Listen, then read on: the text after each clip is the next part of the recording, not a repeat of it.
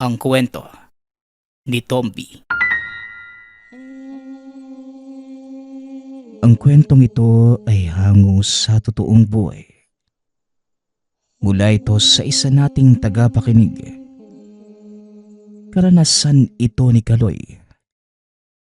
Walang eksaktong taon. Probinsya ng Antique. Nang mga panahong ito, habol hininga si Kaloy. Pagkatapos tumigil sa mahabang pagtakbo, nakaramdam ng ginhawa na mapagtantong nailigaw ang mga mandurukot na humahabol. Ngunit siya naman itong namomroblema dahil napadpad sa isang hindi kilalang lugar. Lubak-lubak na daan ang bumungad sa kanya. Kagubatan ang magkabilaan. Madidinig pa ang mga ingay ng ligaw na hayop. Naghahanap ito ng masisilungan dahil nakaramdam ng pagkahilo sa matinding sikat ng araw. Dagdag pa ang gutom at uhaw. Makaraan ng ilang sandali, nakarating sa bahaging meron ng tahanan. Dumiretso ito sa isang tindahan upang makahingi ng tulong. Manong, magandang araw ho. May ipapakiusap sana ako kung ayos lang sa inyo. Pwede po bang makahingi ng kaunting tubig at pagkain? Wika ni Kaloy. Gulat namang tumingin sa kanya ang matanda. Ngunit kalaunan, nagbigay rin dahil sa awa. Tawagin mo na lang ako sa pangalang Miguel. Mukhang galing ka pa sa malayong lugar ah. Paano ka naman napadpad dito sa amin? Tanong ni Tatang Miguel. Kaloy po pala yung pangalan ko, Tatang Miguel. May tulisan pong dumayo sa lugar namin eh. Dinakip yung mga kabataan. Tinulungan ko pero ako naman yung natangay nila. Mabuti na lang at nakatakas ako sa sasakyan. Itong lugar nyo na po yung bumungad sa akin eh. Muling wika ni Kaloy. Hindi na bago ang kwento mong yan sa akin, iho. Marami na ang kagaya mong napadpad dito dahil dinakip ng masasamang loob. Marami na rin akong natulungan para makabalik sa kanilang pinanggalingan. Taga rito po yung nandurukot. May alam po ba kayo kung anong dahilan? Tanong ni Kaloy. Binuksan ng matanda ang pinto at pinapasok ng tahanan. Dali-dali ding isinara. Dito tayo mag-usap upang walang makakita sa'yo. Delikado sa katulad mong dayo. Baka mapagkamalang ka. Masasagot ko ang lahat ng katanungan mo nang base sa aking nalalaman. Hindi ko alam kung paniniwalaan mo. Pero sigurado kung oo. Alam kong naniniwala ka sa mga aswang. Tama ba, iho? Wika ni Tatang Miguel. Nagulat si Kaloy sa sinabi nito. Ngunit tumango na lamang bilang pagsagot. Oho, may kinalaman ho ba? Sa nilalang na ito ang nagaganap na dukutan. Tugon ni Kaloy. Ang yumao kong anak na si Ben ang nakatuklas dahil sinubukan niyang umanib sa grupong yon para malaman ang kanilang sikreto.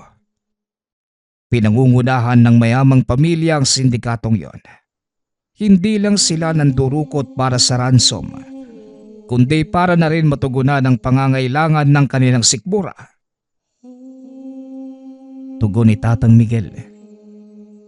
Kumunot ang noo ni Kaloy sa sinabi nito. Ngunit naiintindihan din naman ang ibig sabihin. Ibig sabihin, kung ganun, aswang ang pamilyang yun. Sigurado po ba kayo, Tatang? Tanong ni Kaloy. Hindi na sumagot ang matanda. Sinenyas na lamang tumahimik muna. Inasikaso nito ang mga kalalakihang huminto. bumibili ng pagkain sa tindahan. Tatang Miguel, wala ka po bang nakitang lalaki dito? Bagong muka. May inahabol kami kanina pero hindi namin naabutan eh. Wala bang napadpad sa lugar na to? Tanong ng lalaki. Ay, wala naman eho. Wala naman akong napansin na bagong muka. Tugon ng matanda. Ganun po ba? O sige, magandang araw ulit sa inyo. Mauna na po kami. Huling wika ng lalaki at dali-dali nang umalis sa lugar. Napabuntong hininga ang matanda pagkaalis ng mga ito. Tatang, maaari bang magtanong? Salamat lang ho ba yung bayad dito sa tindahan ninyo? Hindi pa nagbabayad ng pera yung mga lalaking yun eh. Tanong ni Kaloy. Pabayaan mo na, Kaloy. Nasanay na ako sa kanila. Hindi pwedeng magsalita kapag sila na ang kaharap. Hindi ko isusugal ang aking buhay kapalit ng kakarampot na barya. Tugon ni Tatang Miguel. Samantala, si Kaloy naman ngayon ang napabuntong hininga. Hindi makapaniwala na ganito ang sistema ng buhay sa lugar. May kakilala ko sa barangay namin. Pinsan ko ang kapitan.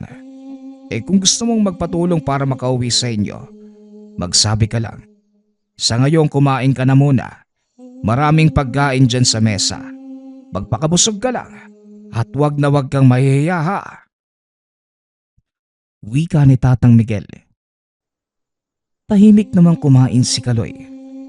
Abala naman ang matanda sa pag-asikaso ng tindahan. Marami ang bumibili, ngunit kagading umaalis lalo na sa tuwing may mapapadaang sasakyan. Na para bang natatakot ang mga tao roon. Patuloy lamang siya sa pagmamasid at meron pang ibang natuklasan. May iilang armadong lalaking dumaraan. Hindi ito alagad ng batas dahil nakasibilyan lamang. May takip sa mukha ang karamihan. Huminto sa tindahan ang iba upang makatangay ng pagkain. Meron pang pera ang pinunteriya. Tatang Miguel, nauumay na ako sa paninda mong pabalik-balik ka.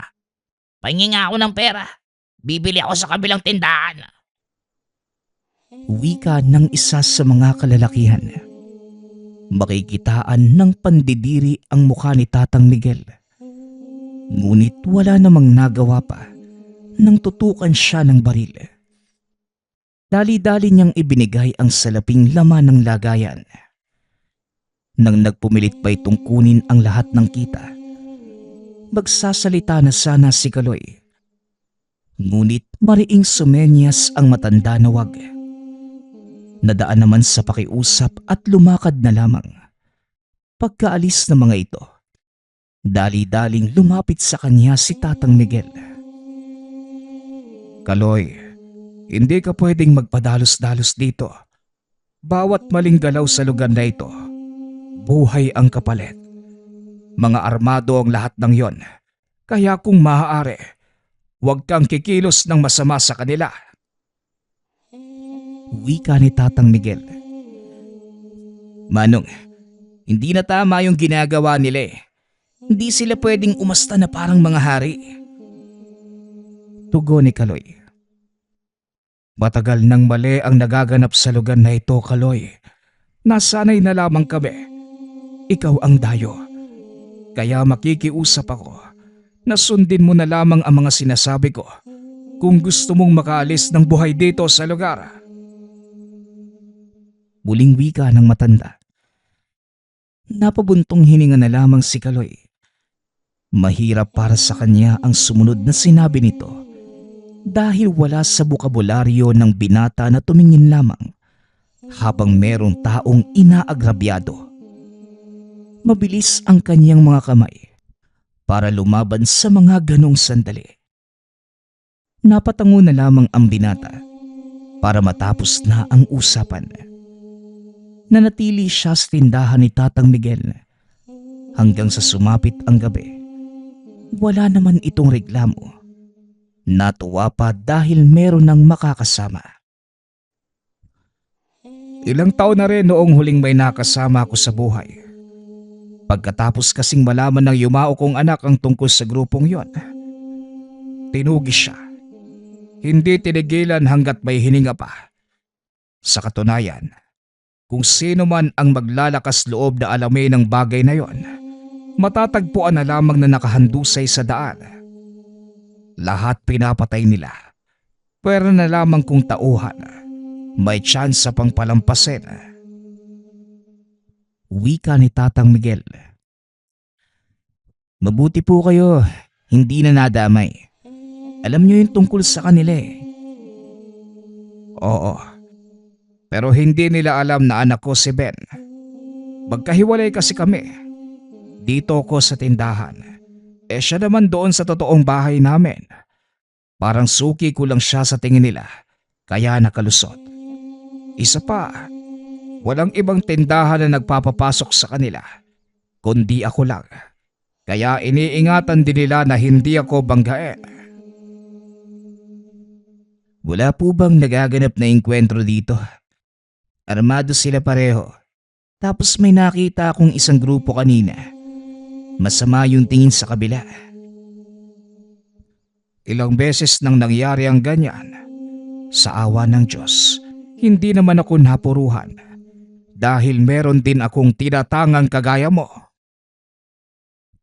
Wika ni Tatang Miguel. Nagulat si Kaloy nang banggitin ito ang tangan. Bigla siyang kinabahan at nagsimulang magduda. Natawa naman ang matanda sa kanyang naging reaksyon.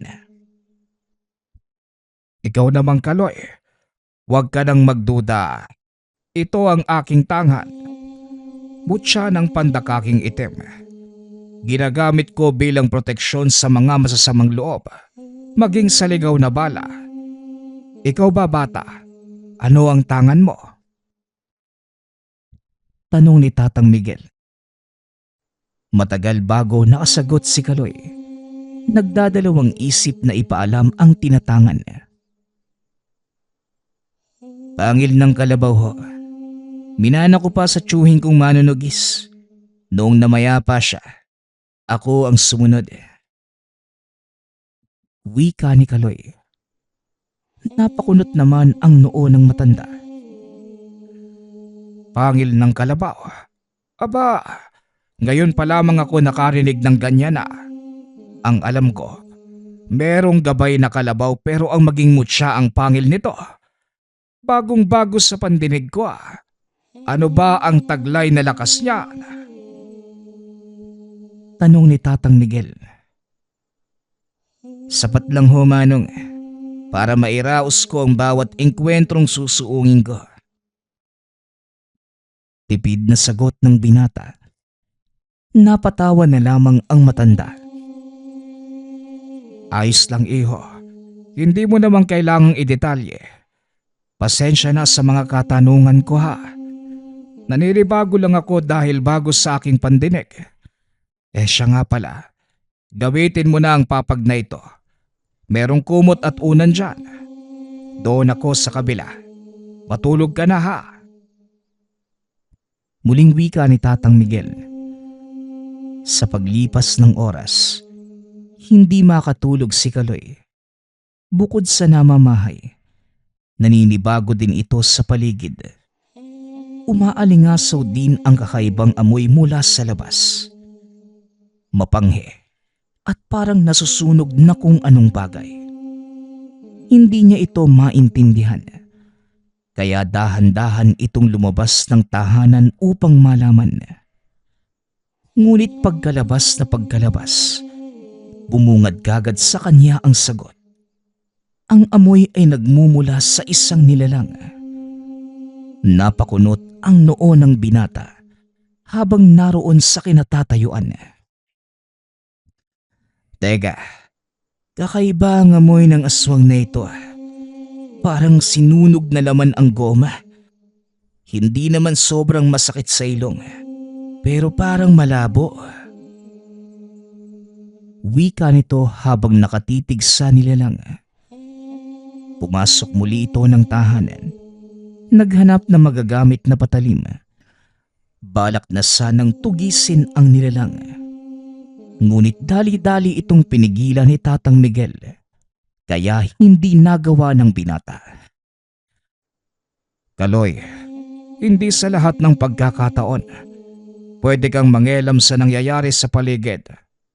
Minsan kailangan mo ding baliwalain para sa kaligtasan ng lahat.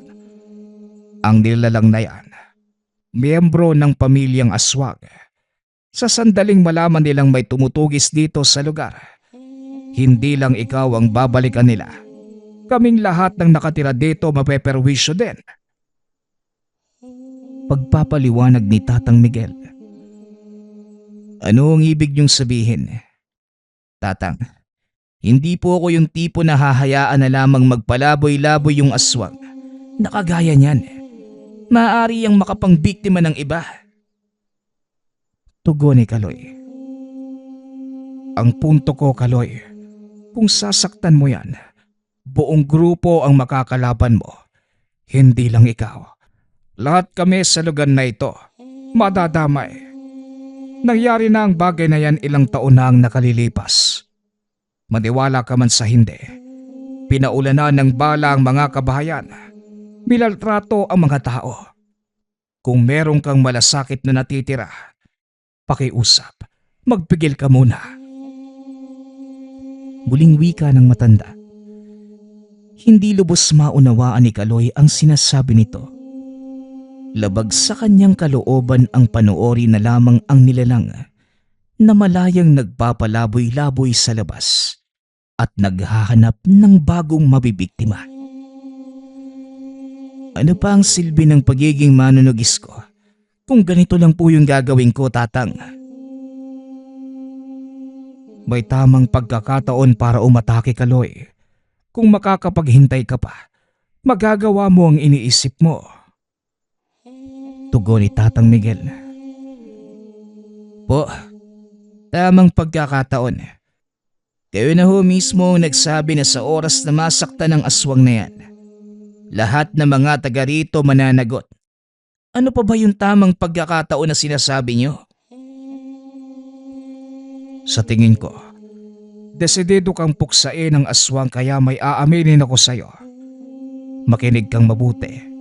Tuwing katapusan ng buwan, umaalis ang lahat ng nasasakupan niyan para magpunta sa ibang lugar. Maghahanap ng dudukutin.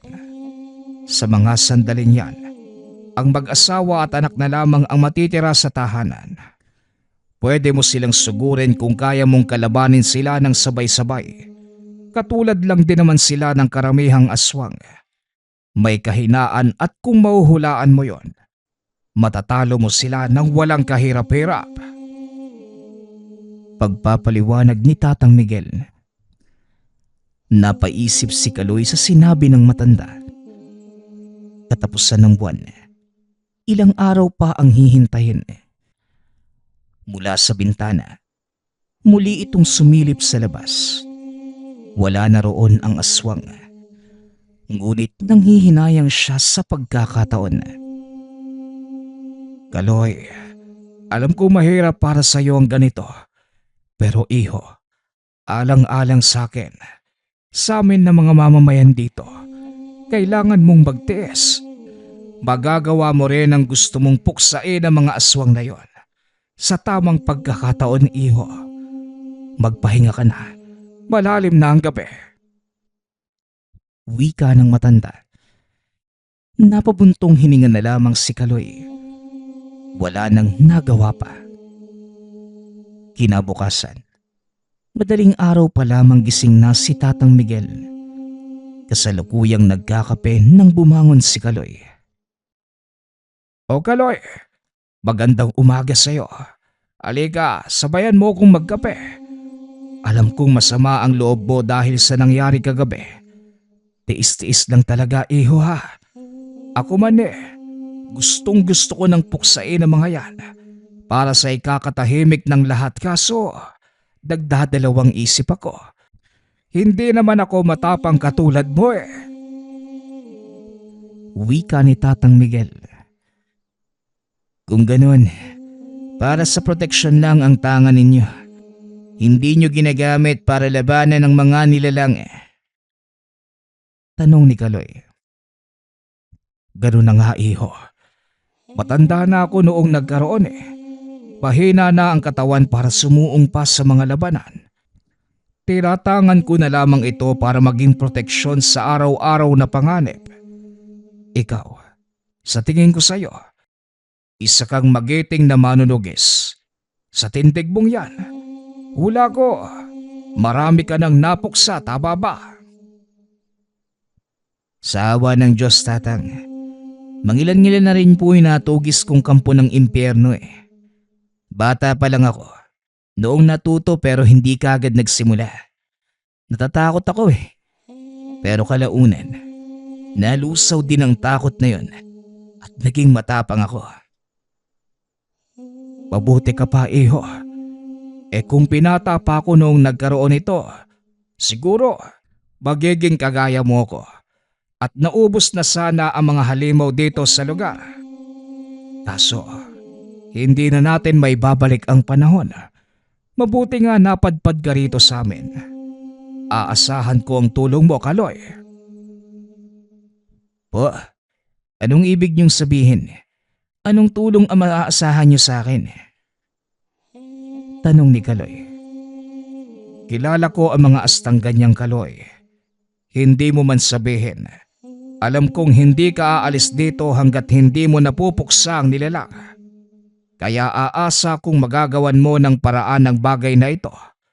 Walang ibang pwedeng humarap sa mga nilalang na yon, kundi ikaw lamang. Maaasahan ba kita? Diretsahang tanong ni Tatang Miguel. Hindi mapigilan ni Kaloy na mapangiti. Mag-isa ito sa buhay noon pa man at hindi naranasang merong taong nagtitiwala sa kanyang kakayahan. Makakaasa po kayo, Tatang Miguel. Wika ni Kaloy. Halos hindi ito makapagsalita sa labis na tuwa. Aba, ang ganda ng itian mo ha. Mukhang malaki ang kasiguraduhan na magiging payapa pagdating ng araw ang lugar na ito. Halika, magkape ka muna. Hindi pa sumisikat ang araw. Wika ni Tatang Miguel. Nanatili si Kaloy sa poder ng matanda. Tumutulong ito sa tindahan ngunit nag-iingat na hindi makita ng ibang tao. Lalo na ng mga tauhan ng aswang na pamilya. Habang nagpapalipas ng araw, inihahanda rin ang sarili sa inaasahang sagupaan laban sa pamilya ng aswang. Nariyan naman ang matanda. Sinasagot ang bawat katanungan tungkol sa mga ito. Paunti-unti niyang nakakabisado dahil ginagamit ni Mang Miguel ang kakayahan. Sinasamantala ang kahinaan ng tauhan ng kalaban. O iho, malapit na ang katapusan na. Aalis na naman ba kayo? Tanong ng matanda sa lalaking sumadiya sa kanyang tindahan. Bakit po kayo nagtatanong? Nagbabala ka bang magsumbong, tanda? Hindi naman sa ganon. Bakit ko naman kayo isusumbong? Ang sakin lang, gusto kong malaman para makapaghanda ko ng pagkaing may bibigay sa inyo. Baka kasi sa araw na yon, ubus na ang alak at sigarilyo rito. Tugon ni Tatang Miguel. Oo nga pala no. Sa Sabado yung alis namin. Di ko pwedeng sabihin kung saan Madaling araw kami lalakad kaya siguraduhin mo na nakahanda na yung mga kakailanganin namin sa biyahe. Damihan mo yung yose yung kulay pula. Akin na yung bigas at dilata. Wika ng lalaki. Kinuha nito ang inihingi sa tindahan. Pagkatapos, umangkas ng motorsiklo at umalis sa lugar. Wala talagang mabuting asal ng mga yun Kuha ng kuha rito sa tindahan. Hindi man lang marunong magbayad kahit kalahati. Wika ni Kaloy. Pabayaan mo na, Kaloy. Ang importante nito, sapat na ang impormasyong kailangan natin. Pulido na ba ang plano mo? Ilang araw na lang mula ngayon. Magsasabado na. Kailangang handa tayo para dire-diretso. Handa na ako, Manong. Nahasa ko na rin po yung binigay mong itak. Araw na lang po ang hinihintay natin. Mabuti kung ganon. Itabi mo muna ang mga yan dahil may ilang araw pang hihintayan. Pag-uusap ng dalawa.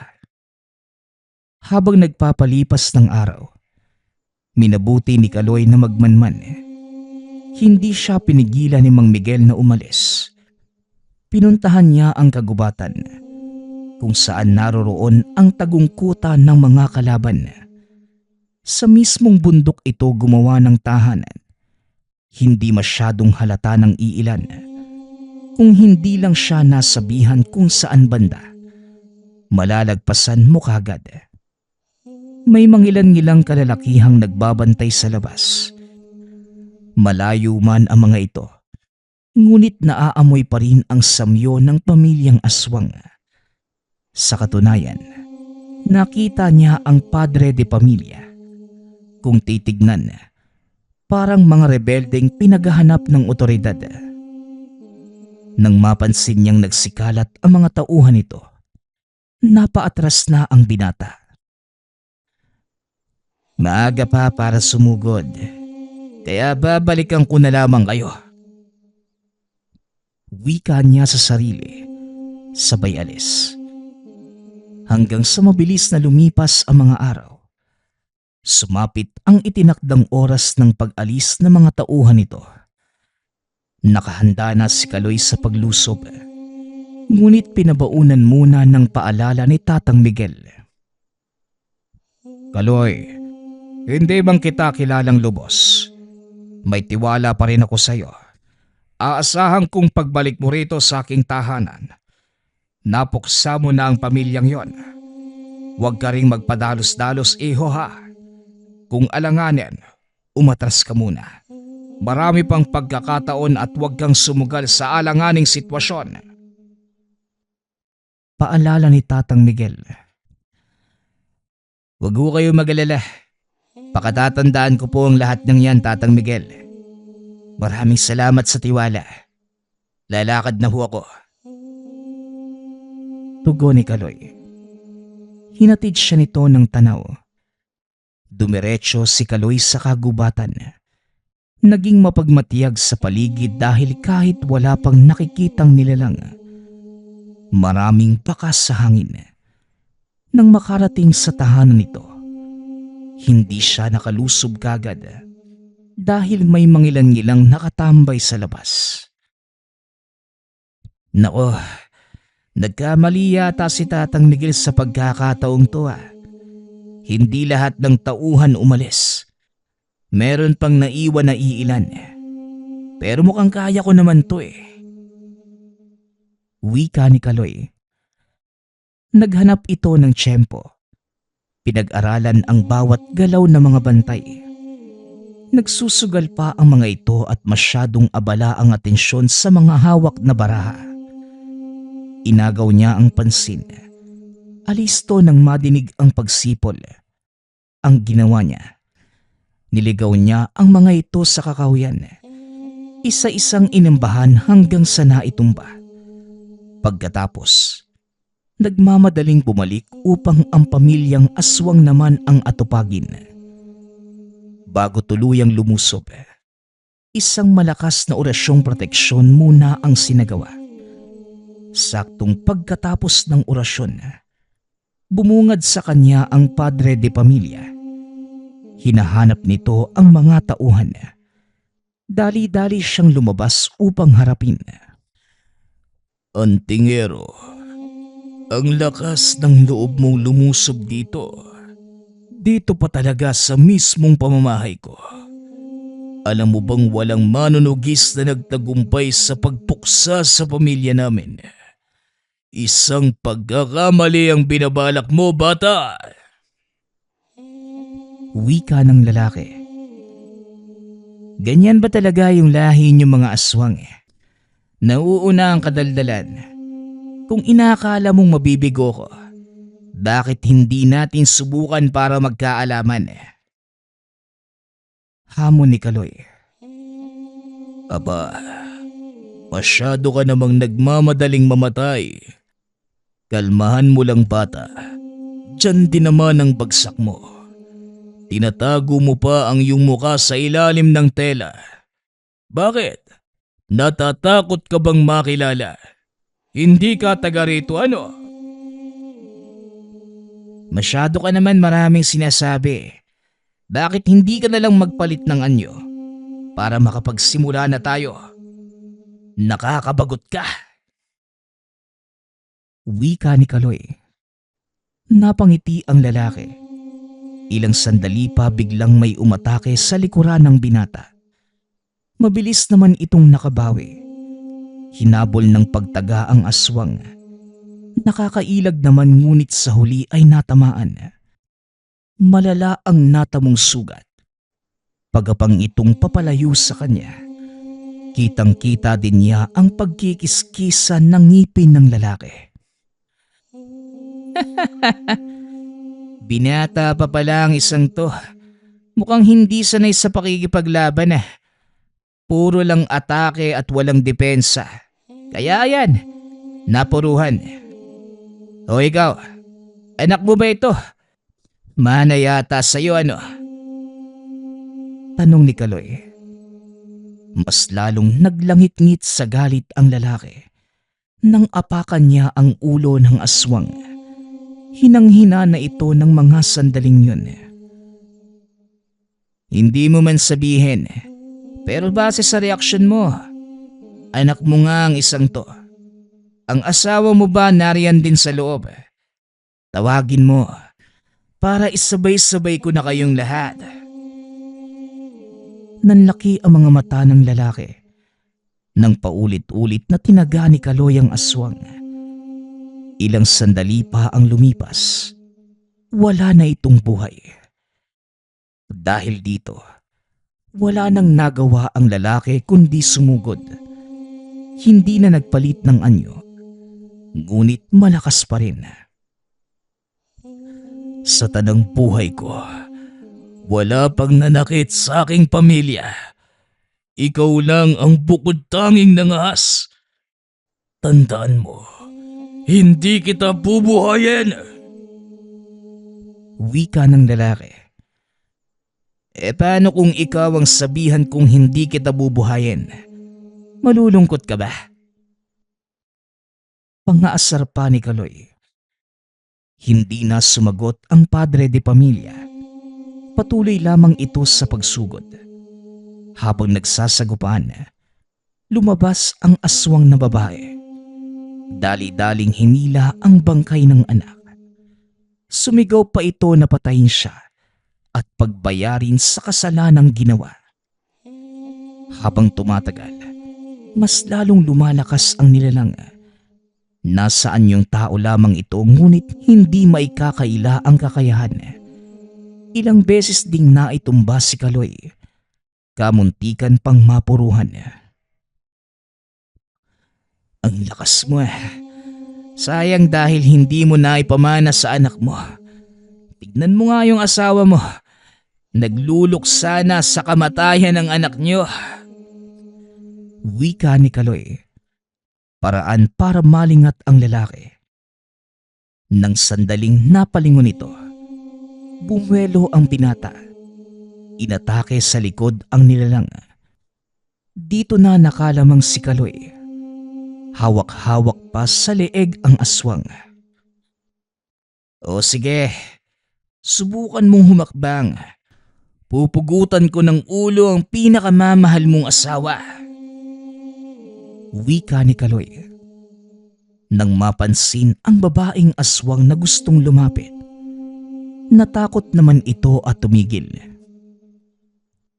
Hindi mo ako madadaan sa ganito, bata. Kung hindi ako nagkakamali, ikaw ang nakatakas sa mga tauhan ko noong nakaraang mga araw. Isang manunugis pala ang kanilang natangay. Pasalamat ka at hindi ka nila pinagkainteresan.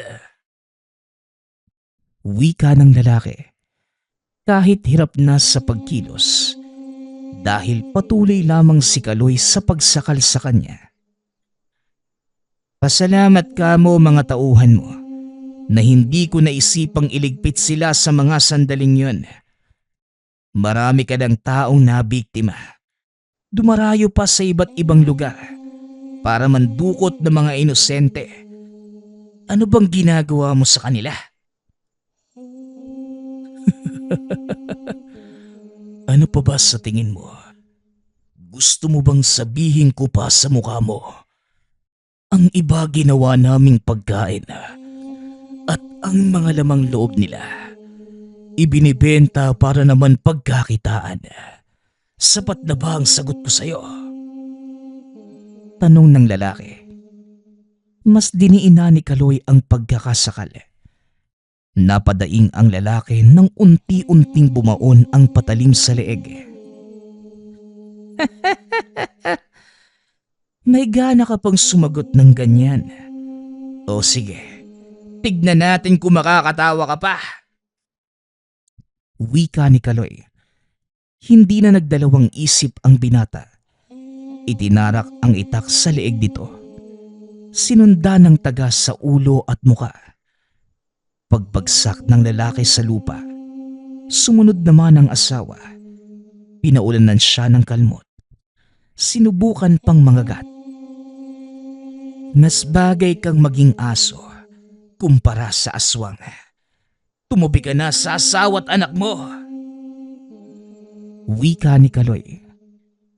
Tinagarin ito ng binata. Hindi tinigilan hanggang sa hindi humahandusay. Napabuntong hininga na lamang pagkatapos. Tinignan ang sariling katawan. Wala namang natamong sugat kahit paulit-ulit na natatamaan sa engkwentro kanina. Tinapos niya ang pamilya ng aswang sa pamamagitan ng pagsunog sa kanilang mga bangkay. Isinama na rin ang kanilang tahanan. Umalis lamang ang binata nang maging abo ang mga ito. Pagkabalik ng tahanan, nakaabang si Tatang Miguel sa kanya. Hindi maitago ang tuwa nang makita siyang makauwi. Kaloy, maraming salamat sa Diyos. Nakabalik ka ng buhay. Nababahala ko dahil ilang oras na ang lumipas magmula nang umalis ka. Kumusta ang lakad mo? Gusto kong makarinig ng mabuting balita. Salubong sa kanya ni Tatang Miguel. Tatang, ano pa ba sa tingin niyo ang kalalabasan ng plano natin? Tugon ni Kaloy. Sa tanong niyang ito, pareho silang natawa. Napayakap pa sa kanya ang matanda. Lubos-lubos ang pasasalamat. Kaloy, isa kang anghel na pinadala ng Diyos dito sa lugar namin para sugpuin ang kasamaan ng pamilyang yon. Walang ibang nangahas na kalabanin sila. Kung hindi ikaw lang, Kaloy. Maraming salamat sa iyo. Pasasalamat ni Tatang Miguel. Walang anuman, Manong. Ginampanan ko lamang po ang aking tungkulin. Hindi ko man nailigtas sa mga batang dinukot nila. Napuksa naman ang pinakaugat ng kasamaang to. Kaya sigurado ho ako na wala nang mabibiktima pa. Wika ni Kaloy. Matapos ang araw na yon, nagpasya si Kaloy na manatili muna ng isang araw pa sa lugar. Kinabukasan, inasikaso ni Tatang Miguel ang pagbalik ni Kaloy sa lugar na pinanggalingan. Humingi ng tulong sa pinsan niyang kapitan. Kaagad naman itong naasikaso. Kasabay ng pag-alis ni Kaloy, ang pagdakip sa mga tauhan ng pamilyang aswang. Naisumbong na nila ito sa mga otoridad. Nagpatulong sa ibang kagawaran kaya't nahuli.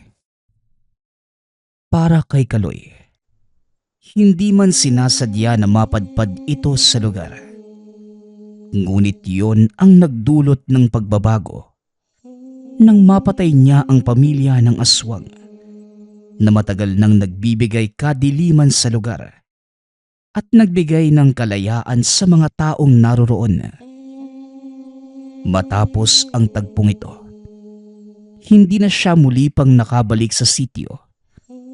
Ngunit alam ng binata na kahit hindi niya na muling nakita si Tatang Miguel, masaya itong namayapa na malaya na ang lupaing sinilangan.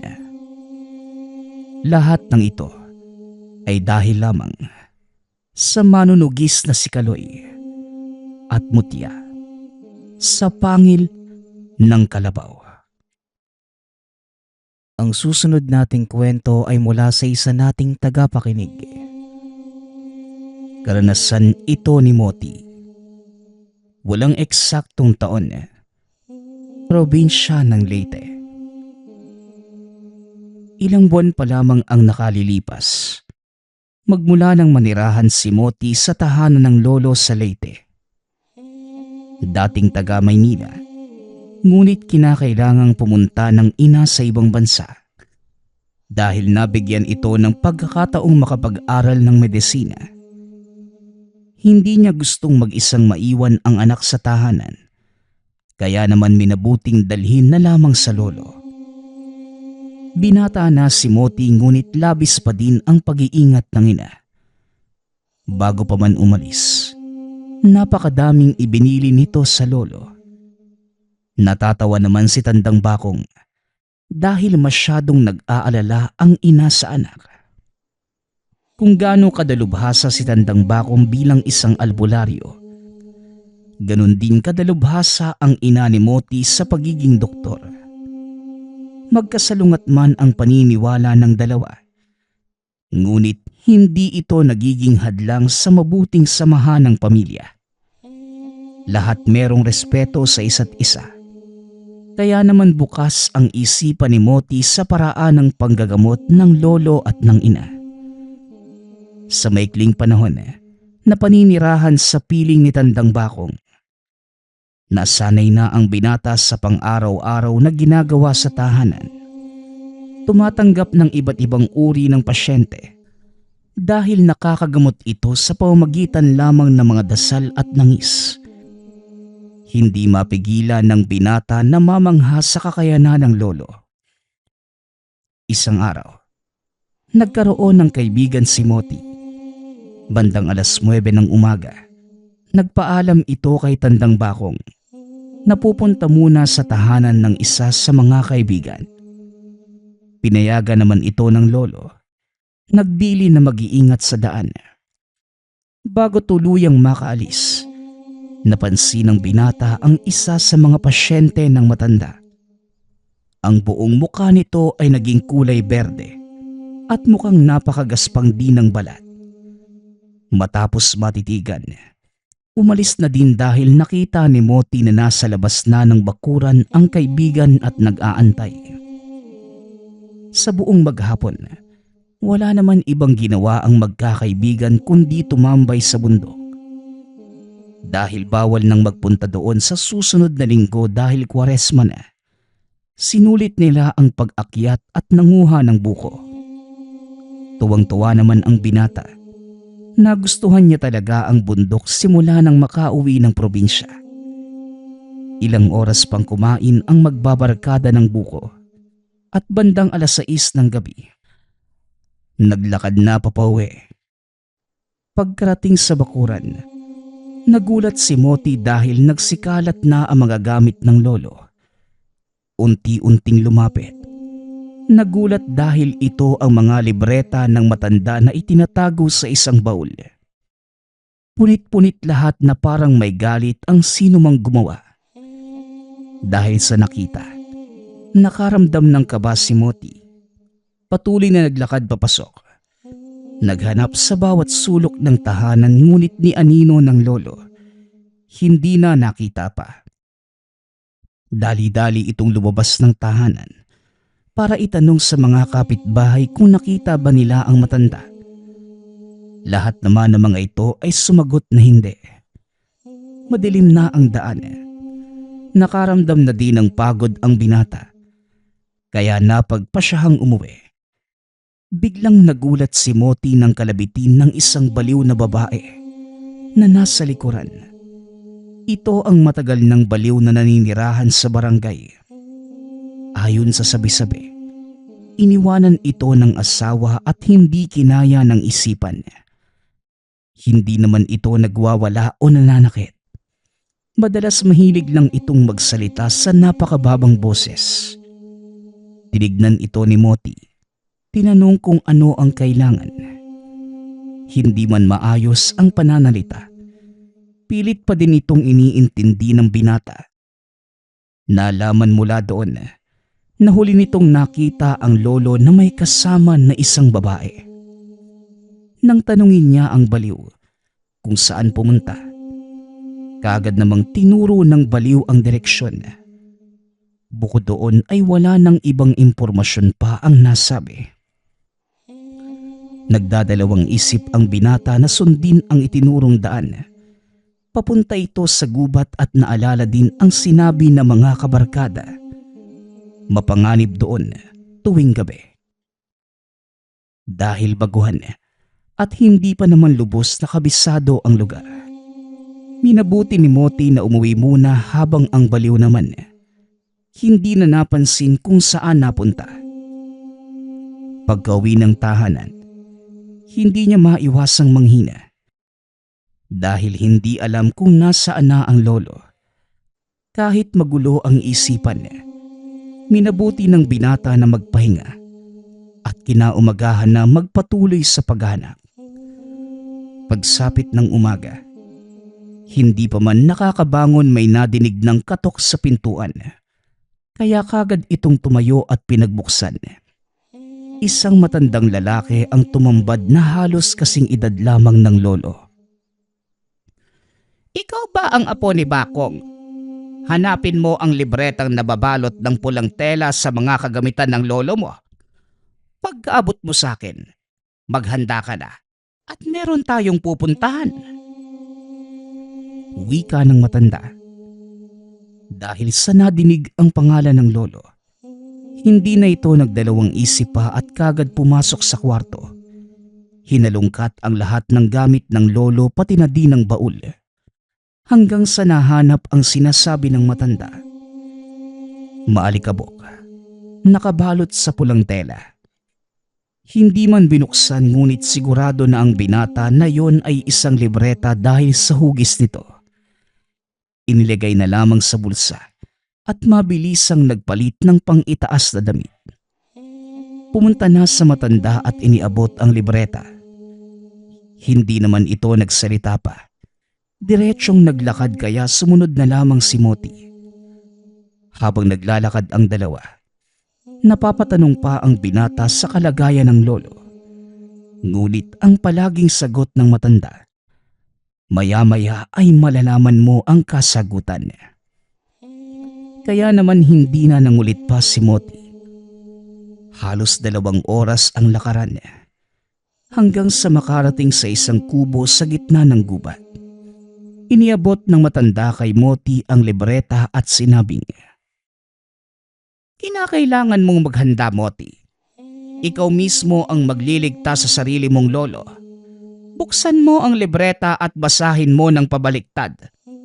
Kapag namemorya mo ang ikahuling pahina, abisuhan mo ko at saka pa lamang tayo pupunta sa kinaroroonan ng iyong lolo." Hindi man alam ang buong ipinagagawa ng matanda. Binuksan pa din at ibinaliktad ni Moti ang libreta para kabisaduhin ang nakasulat. Pagkabukas ng unang pahina, napakunot ang noo ng binata dahil napakalabo ng sulat. Napansin ito ng matanda at ayon rito, kailangang itapat ang kada pahina sa araw para mas maging malinaw. Nang ginawa nga ni Moti ang sinabi ng matanda, namangha ito dahil parang bagong gawa ang libro ngunit kapag inaalis sa araw, muli itong magiging luma. Maghapong naging abala sa pagmememorya ang binata. Dahil ayon sa kasamang albularyo, tuwing umaga lamang mababasa ang libro at kung hindi maging handa hanggang sa lumubog ang araw, muli silang maglalaan ng isa pang araw sa pananatili. Dahil nais nang makita ang lolo, sineryoso ni Moti ang pagkakabisa. Naging matagumpay naman dahil bago pa man mag-alas 6, nabigkas niyang diretso ang mga dasal sa harapan ng kasama. Kaya nagpalipas na lamang ng gabi ang dalawa at naghanda para sa susunod na araw. Pagtungtong ng alas 4, nag-umpisa ng maglakad sila Moti. Habang nasa daan, paulit-ulit na binibigkas ng binata sa isipan ang nakabisang orasyon. 3 oras ang paglalakad ng dalawa hanggang sa marating ang isang bundok. Malayo pa man, ngunit tanaw na tanaw na ni Moti ang lolong nakaupo sa paanan nito. Maya-maya pa, may isang babaeng tumambad sa lolo. Sinapak ito. Nagulat si Moti at tinangkang tumakbo, ngunit kagad siyang pinigilan ng albularyo. Huwag kang magpapadala sa nararamdaman mo, iho. Alalahanin mo, buhay ng lolo mo ang nakasalalay sa bawat maling galaw na gagawin mo. Makinig ka. Dahan-dahan tayong maglalakad hanggang sa maabot natin ang kinauupuan ni Bakong. Bago pa man tayo tuluyang makarating doon, may isang patay na puno tayong madadaanan. At sa oras na yon, mawawala ako sa tabi mo. Pagmasdan mo ang paligid at kapag nakita mo ang 2 ahas na naglalaban, bigkasin mo na ang orasyon. Wika ng matanda. Napatango si Moti at hinihanda ang sarili. Dahan-dahang naglakad ang dalawa. Nagtago sa likod ng madaanang puno. Nakailang hakbang pa, nakita na ng binata ang sinasabing puno ng matanda. Lumingon pa ito para sumenyas sana, ngunit hindi na nakita. Lumabas sa pinagtataguan ang binata at lumapit sa puno. Dito niya nakita ang 2 ahas na naglalaban, ngunit napansin itong may pinag-aagawan silang gintong bola. Hindi niya maiwasang makaramdam ng takot dahil napakalalaki ng mga ito.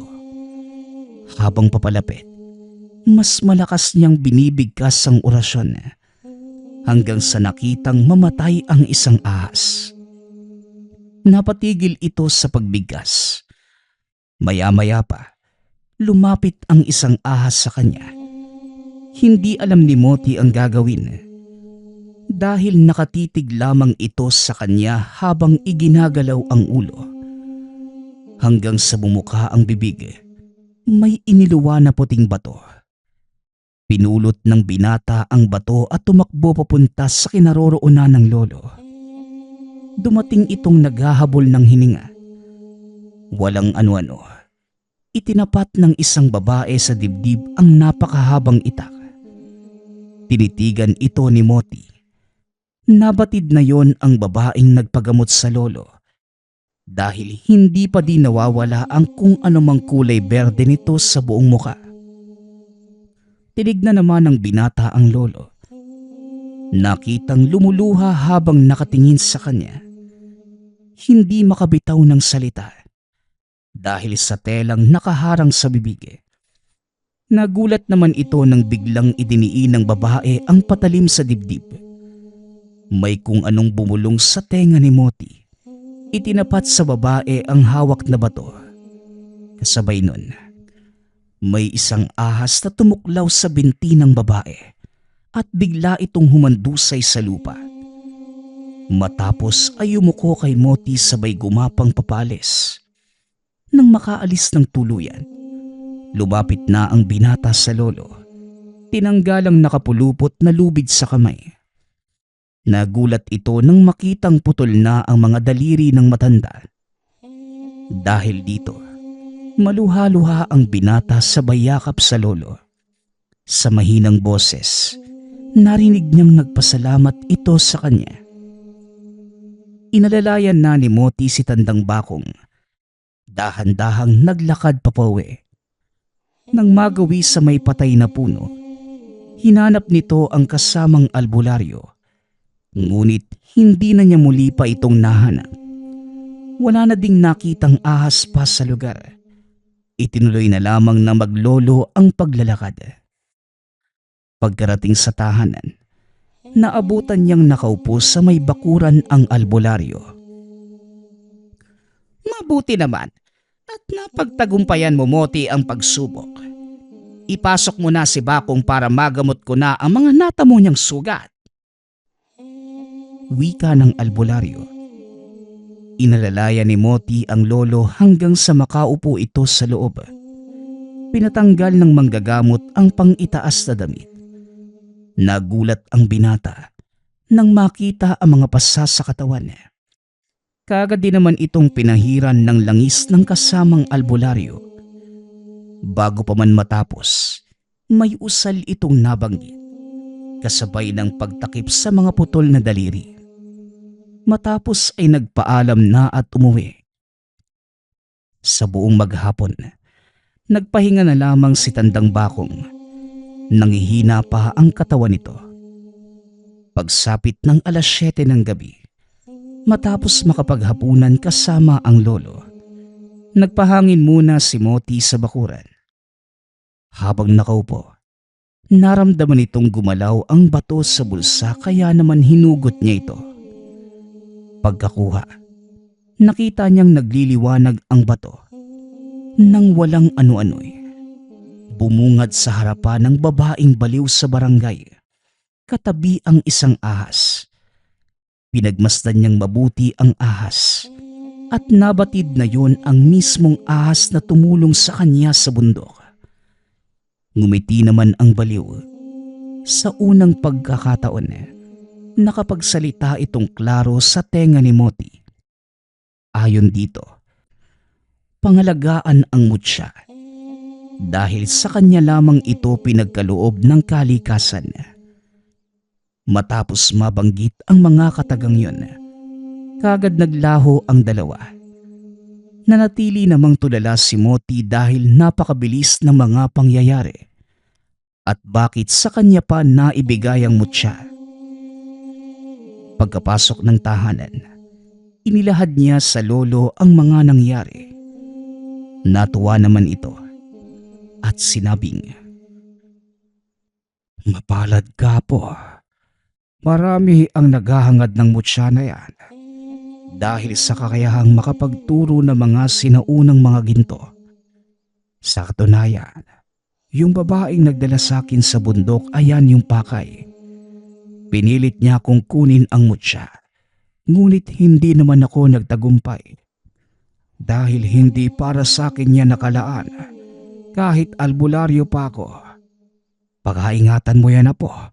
Hindi naman yan basta-basta mawawala hanggat hindi ginagamit sa kasamaan." Dahil sa nadinig, hindi malaman ni Moti ang magiging reaksyon. Inabutan din ito ng botelya ng lolo. Ibinilin na ilagay ang mutya doon para gawing kwintas.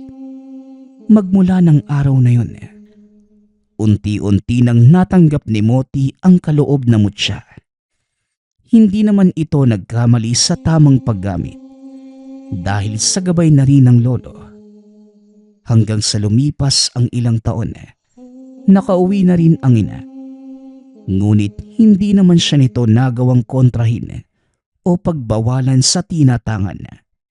Nangunguha na din ng mga lumang ginto si Moti. Kaya naman nakakainkwentro ito ng kung ano-anong mga nilalang dahil yun ang kaakibat ng mutya.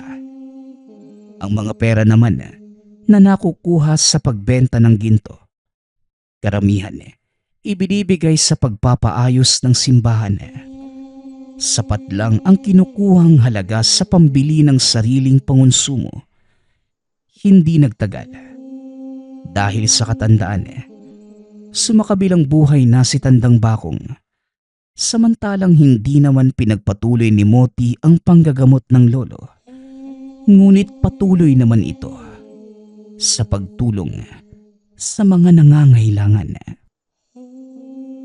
Nagpapasalamat nga pala ako sa lahat ng sumusuporta sa ating channel. Nawa ay patuloy niyong suportahan at pakinggan ang ating mga kwento. Hanggang sa muling pakikinig. Paalam.